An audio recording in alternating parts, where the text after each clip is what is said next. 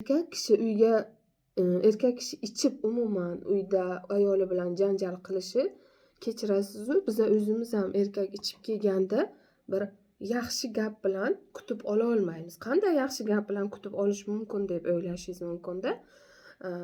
Sanga nima bo'ldiki, sen ichding? Men senga qanaqa yordam bera olaman? Qanaqa men seni o'zimni sevgimda, mehrimda qo'llab-quvvatlay olaman? Sen ichishni to'xtatasan.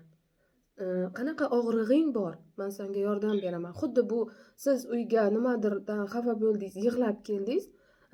Yig'lab yurasanmi deb eringiz urushsa, sen meni tushunmasdan urishding, yana xafa bo'lyapsiz. Xuddi shunaqa holat. Erkak ham nima sababdandir ichib kelyapti, biza uni tepyapmiz, qo'pol qilib aytganda. Ichmasliging kerak. Nima bo'lishidan qat'iy nazar ichmasdan turishing kerak. Erkak bo'lishing kerak, odam bo'lishing kerak emas. Xuddi shunaqa munosabat. Yana qattiq talab qilyapsiz undan.